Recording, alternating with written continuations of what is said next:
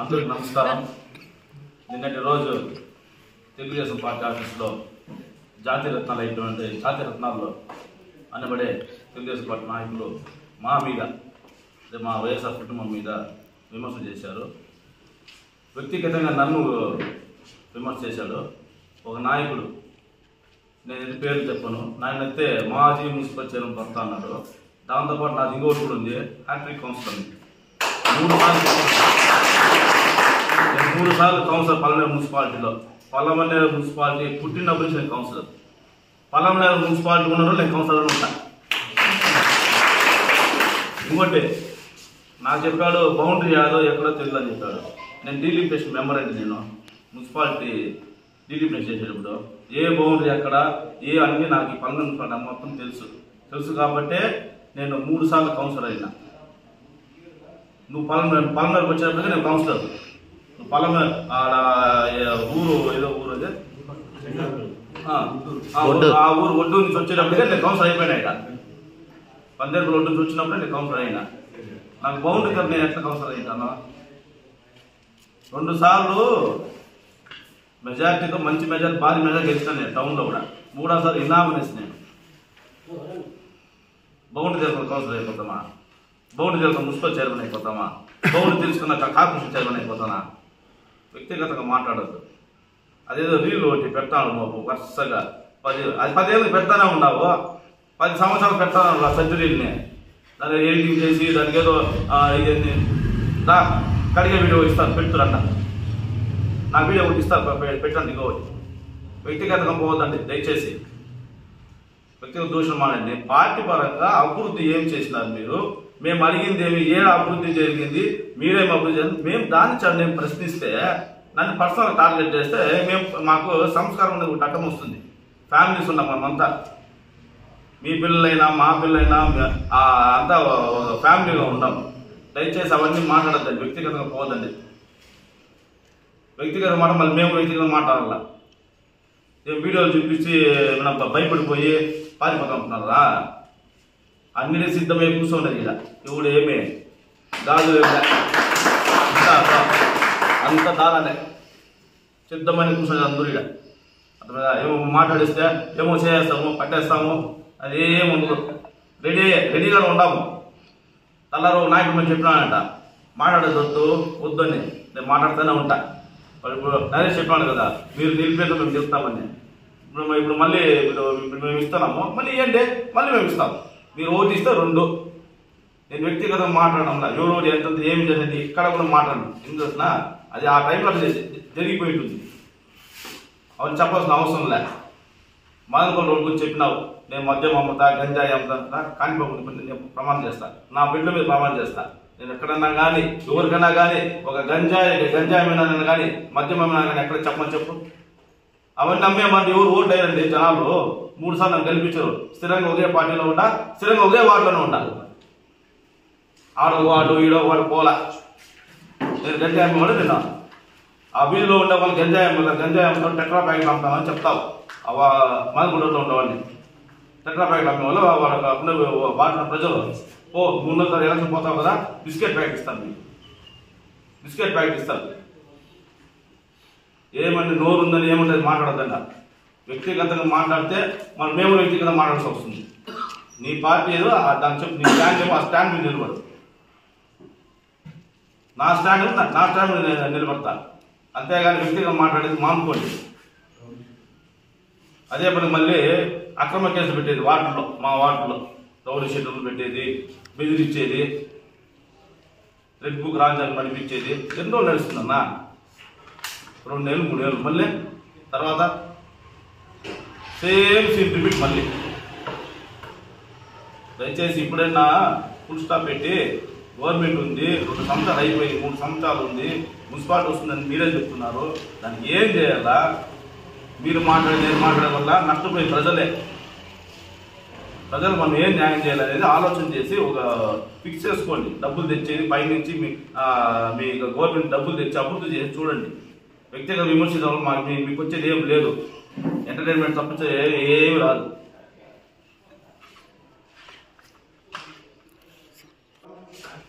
ఇక్కడ వచ్చేసిన పత్రికా మిత్రులకు మా వైఎస్ఆర్ కుటుంబ సభ్యులందరికీ నమస్కారాలు.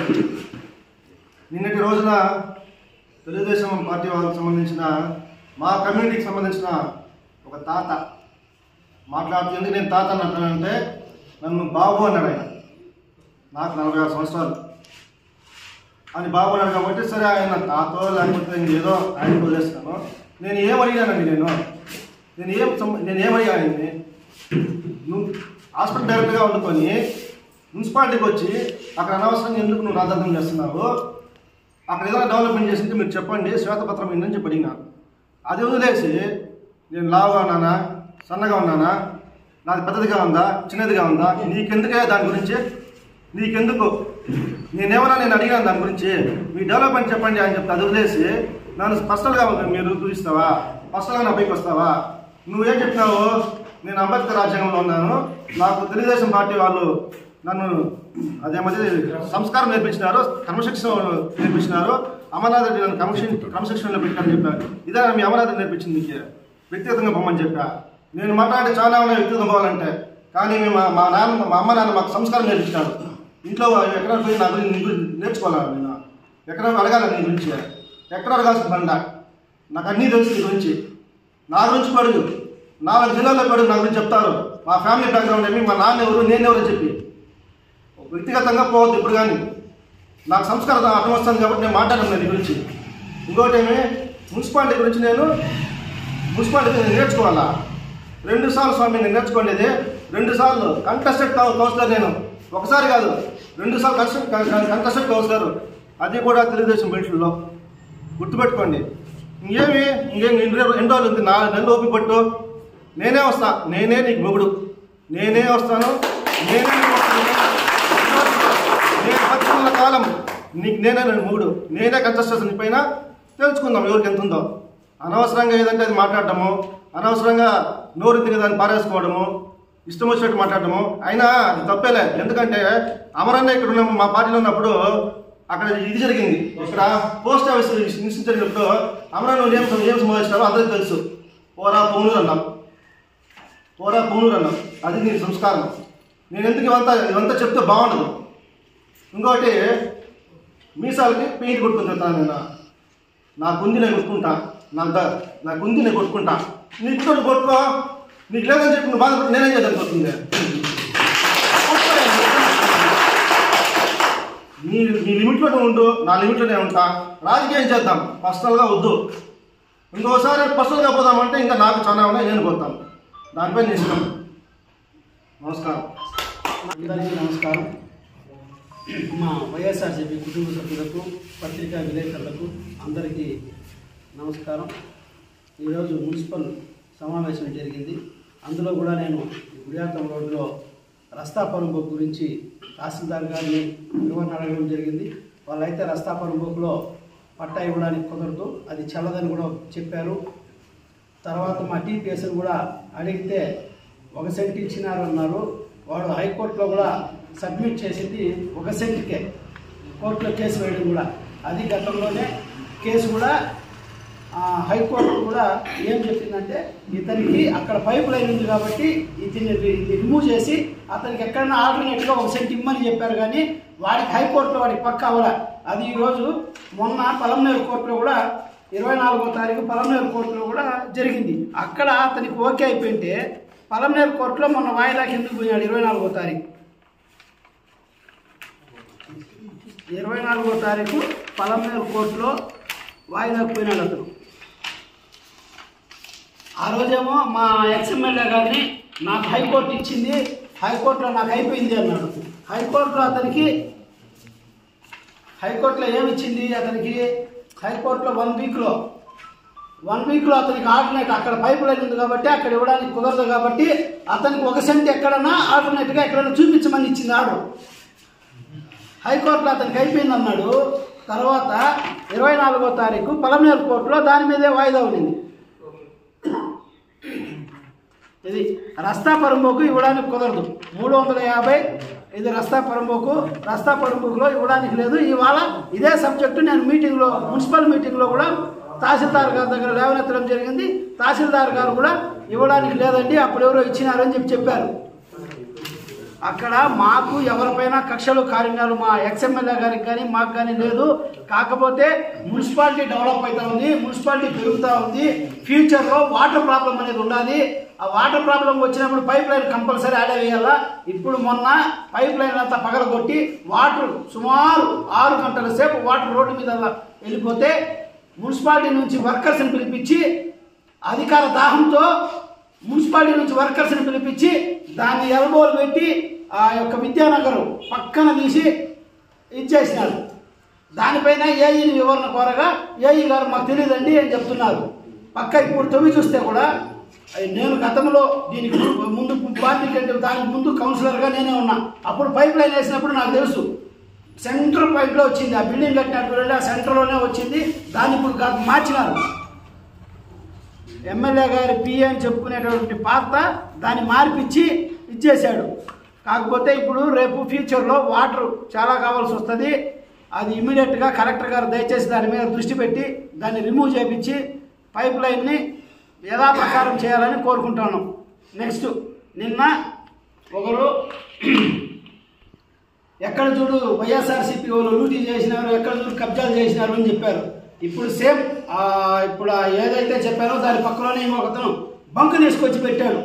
నాయకుడు, తెలుగుదేశం నాయకుడు ఒకతను తీసుకొచ్చి పెట్టి అక్కడ గతంలో వేరే వాళ్ళు పాపం ఒంటెత్తుబడి తోలుకునే గణేష్ అనే అతను వాళ్ళ మిస్సెస్ అక్కడ చిన్న బోండాలు కొట్టు పెట్టుకునేవాళ్ళు.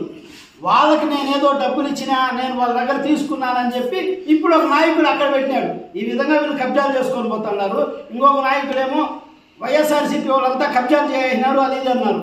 అంగన్వాడీ స్కూల్కి ఇచ్చినటువంటి ప్లేస్లో 4 అంతస్తుల బిల్డింగ్ కట్టి నువ్వు ఈరోజు నీతి మాటలు చెప్తా ఉంటే ఇది ఎంతవరకు సబబు? ఇది సామెత ఆ విధంగా ఉంది. నువ్వు చేసిన తప్పులు నువ్వుదని నువ్వు ఈరోజు 4 అంతస్తుల బిల్డింగ్ కట్టుకొని దాన్ని కోర్టులో పోయి స్టే తెచ్చుకొని మాట్లాడతావంటే ఇదంతా సభ్యత సంస్కారంగా ఉండదు. దయచేసి మాట్లాడే ముందు మంచి చెడ్డ ఏమి అనేది తెలుసుకొని మాట్లాడాలా. ఇది ఊరికే రెచ్చగొట్టుకొని ఊరికే అది ఇది మాట్లాడుకుంటా పోతే దానివల్ల ప్రయోజనం లేదు. అందరూ కలిసి ఇప్పుడు మా ప్రభుత్వంలో ఏమీ చేయలేదంటావు. ఇప్పుడు మా వాళ్ళు చెప్తారు మా ప్రభుత్వంలో ఏం చేసినాము ఏం చేయలేదని మా వాళ్ళు చెప్తారు. ఇప్పుడు మీ ప్రభుత్వం వచ్చి దాదాపు 2 సంవత్సరాలు కావస్తా ఉంది దగ్గర.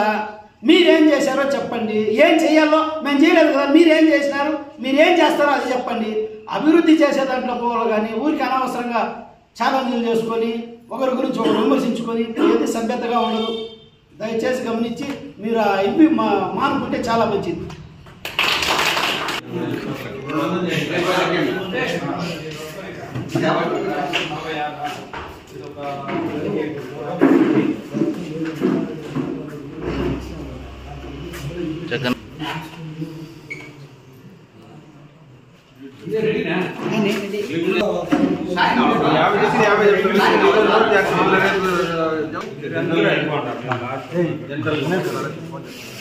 రైతు సమస్యలు మాట్లాడతాను.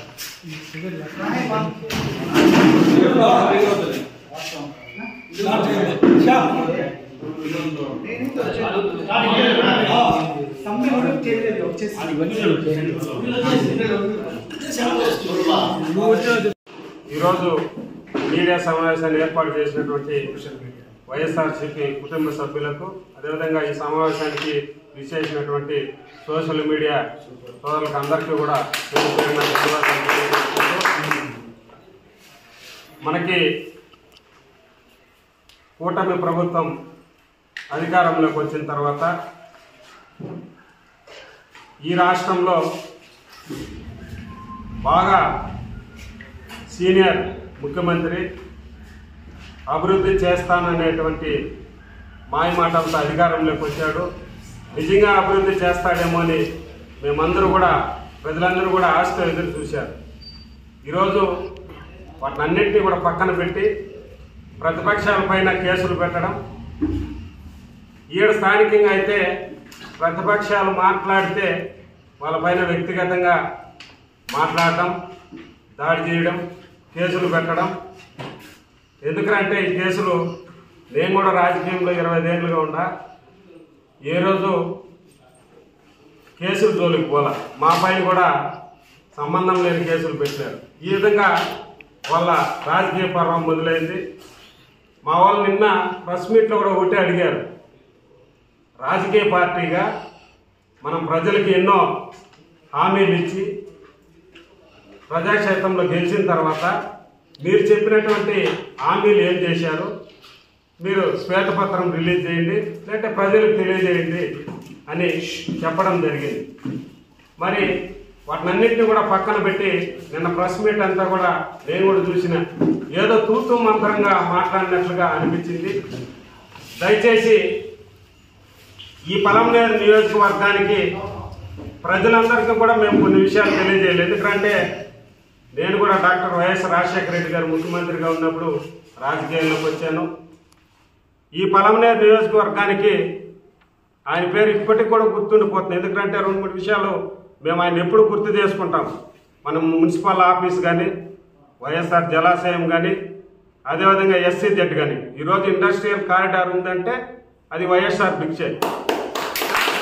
తర్వాత ఈ పలమనేరు పట్టణాన్ని తర్వాత గుర్తించినటువంటి నాయకుడు జగన్మోహన్ రెడ్డి గారు. ఎమ్మెల్యే వెంకయ్య గౌడ్ గారు ఎమ్మెల్యే అయిన తర్వాత పలమనేరు నియోజకవర్గానికి ప్రధానమంత్రి సడక్ యోజన కింద సుమారు రోడ్లకి 17 కోట్లు తీసుకురావడం జరిగింది. అదేవిధంగా మార్కెట్ కమిటీలో నేను చైర్మన్గా ఉన్నప్పుడు 9 కోట్లకు ప్రపోజల్స్ ఇస్తే 5 కోట్ల పనులు కూడా చేయడం జరిగింది. అదేవిధంగా ఈ నియోజకవర్గానికి రాష్ట్రమంతా జరిగిన గ్రామ సచివాలయాలు కానీ, ఆర్బీకేలు కానీ, విలేజ్ హెల్త్ క్లినిక్లు కానీ, పాల కేంద్రాలు కానీ, వీటన్నింటినీ కూడా ప్రతి గ్రామ పంచాయతీలోన పక్కా బిల్డింగులు కట్టి ప్రజలకి అందుబాటులోకి ప్రజా సంక్షేమ కార్యక్రమాలు కానీ, అభివృద్ధి కార్యక్రమాలని ప్రజలకి దగ్గరగా తీసుకెళ్ళినటువంటి ప్రభుత్వం మా జగన్మోహన్ రెడ్డి గారి ప్రభుత్వం.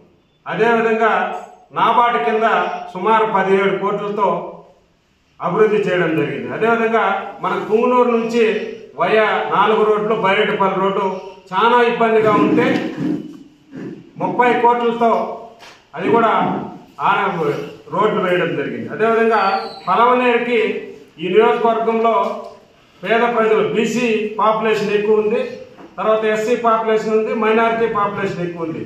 ఇలాంటి ప్రదేశంలో ఏదైనా జబ్బు వస్తే, ఏదైనా పాము కాటు గురైతే, ఏదైనా కుక్క గరిస్తే కూడా ఇమ్మీడియట్లీ ఏదైనా యాక్సిడెంట్ అయితే కూడా మనకి పలమనేరు ఏరియా హాస్పిటల్కి వస్తే అక్కడ నేను జెడ్పీటీసీ ఎన్నోసార్లు జిల్లా పరిషత్లో కలెక్టర్ గారిని కూడా అడిగింది, మాకు సరైనటువంటి డాక్టర్లు లేరు, సరైనటువంటి వైద్యం లేదు అని ఎన్నోసార్లు మాట్లాడినాం. కానీ జగన్మోహన్ రెడ్డి గారు ముఖ్యమంత్రి అయిన తర్వాత 16 కోట్ల రూపాయలతో పక్కా బిల్డింగ్ ఏర్పాటు చేసి ఈరోజు పలమనేరు నియోజకవర్గంలో ఉన్నటువంటి ప్రజలందరికీ కూడా వైద్యం అందించి, కరోనాలో మీరు అందరూ కూడా చూసింటారు చెంగారెడ్డి హాస్పిటల్ని ఏ విధంగా సేవ చేశాడు, కరోనా బాధితులకు ఏ విధంగా ఆదుకున్నారు, అక్కడ పనిచేసేటువంటి కార్మికులకు ఏ విధంగా సేవ చేశారు. వైఎస్ఆర్ కాంగ్రెస్ పార్టీ కుటుంబ సభ్యులు అందరూ కూడా కరోనా బారిన పడినటువంటి వాళ్ళందరి దగ్గర కూడా వెళ్ళి వాళ్ళకి ఆ రోజు ఆదుకున్నటువంటి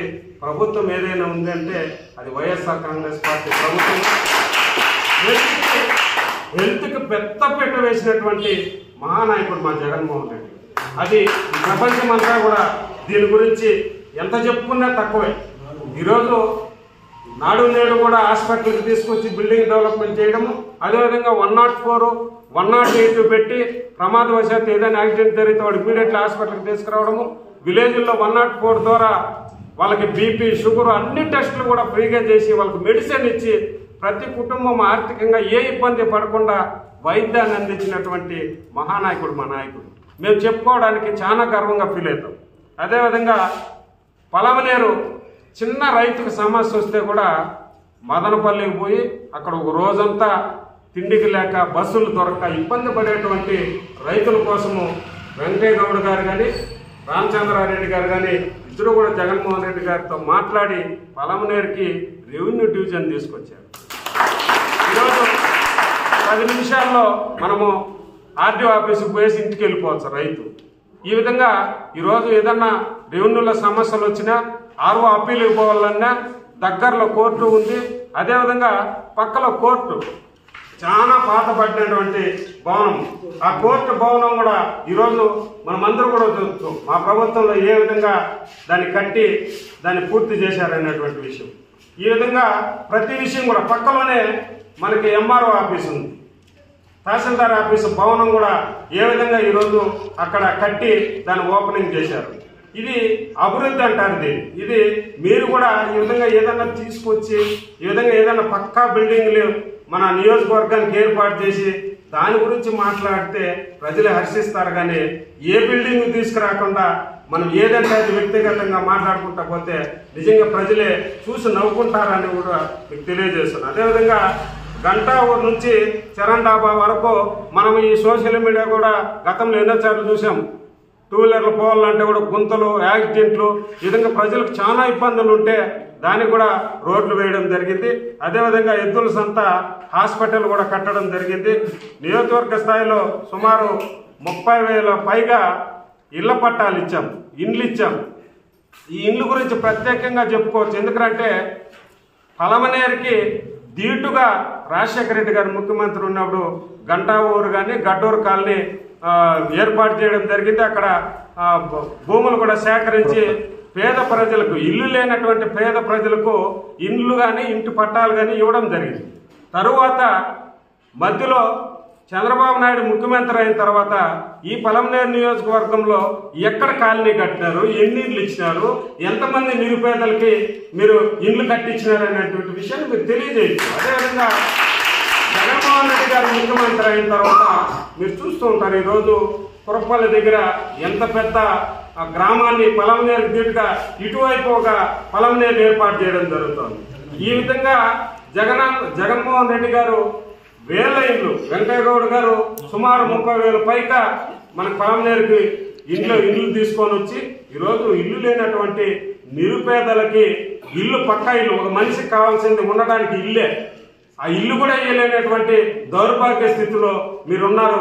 ఈ పలమనేరుకి పూర్తి స్థాయిలో పేదవారికి ఇండ్లు పట్టాలు, ఇండ్లు ఇచ్చినటువంటి ఘనత వైఎస్ఆర్ కాంగ్రెస్ పార్టీ. ఈరోజు మేము ఇచ్చేసినటువంటి ఇండ్ల మధ్యలో ఏదైనా ఇండ్ల జాగాలు ఉంటే మా వాళ్ళు చెప్పినట్లు అది ఏ విధంగా అన్యాక్రాంతం అవుతుందో మీరు మళ్ళీ కూడా మా వాళ్ళ ఆధారాలతో చూపెడతారు. అదేవిధంగా వైఎస్ఆర్ కాలువపల్లి దగ్గర వాటర్ స్కీము జరుగుతుంది. అదేవిధంగా నాడు నేడు స్కూల్స్ నిజంగా పేద పిల్లలు చదువుకునేటువంటి బడులు జగన్మోహన్ రెడ్డి గారి ప్రభుత్వంలో ఏ విధంగా జిల్లా స్థాయికి ఆయన తీసుకెళ్లారు. ఎందుకంటే చాలా బాగా అభివృద్ధి చేశారు. పిల్లలకి ఇంగ్లీష్ మాట్లాడటం కానీ, వాళ్ళకి ట్యాబ్లు ఇవ్వడం కానీ, వాళ్ళకి నాణ్యత, ఫుడ్లో నాణ్యత పెంచడం కానీ, వాళ్ళ క్వాలిటీ భోజనము, వాళ్ళకి చిక్కీలు ఇవ్వడం కానీ, ఈ విధంగా వాళ్ళకి డ్రెస్సులు, షూలు, బ్యాగులు, అన్ని సౌకర్యాల్లో పేద పిల్లలకి డబ్బులు ఇవ్వడము, అమ్మఒడి ఇవ్వడం, ఈ విధంగా స్కూళ్ళని రూపురేఖలే మార్చినటువంటి జగన్మోహన్ రెడ్డి గారు ఈరోజు నిజంగా నేను కూడా మా పంచాయతీలో బిల్డింగ్ కట్టినా.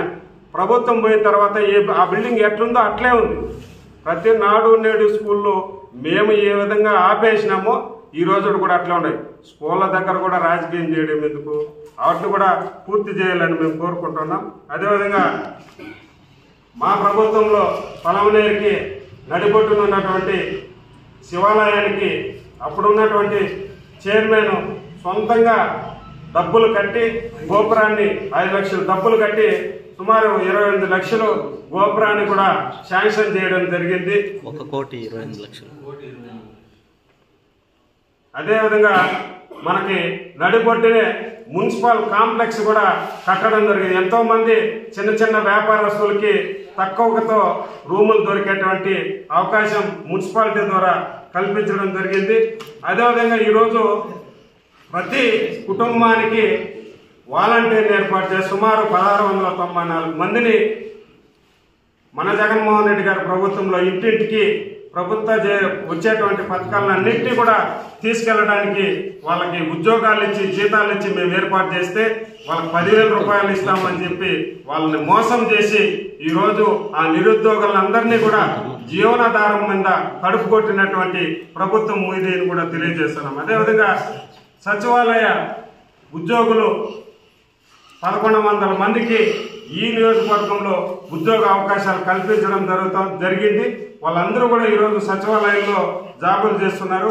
అదేవిధంగా మున్సిపాలిటీలో మనమందరూ కూడా చూసాం ఇంటర్నల్ రోడ్స్ ఆర్ఎంబీ రోడ్లు ఏ విధంగా వేయడం జరిగింది. ఈరోజు పలమనేరులో చాలా బాగా మనమందరూ కూడా నడుస్తున్నామంటే ఆ రోడ్స్ అన్నీ కూడా మున్సిపాలిటీ ఆధ్వర్యంలో వెంకటయ్య గౌడ్ ఆధ్వర్యంలో వేసినవి. ఇవన్నీ కూడా ఇంకా చాలా ఉన్నాయి చెప్పడానికి. కాబట్టి నేను ఈరోజు డెవలప్మెంట్ గురించి అభివృద్ధి గురించి ఎందుకు మాట్లాడినామంటే వైఎస్ఆర్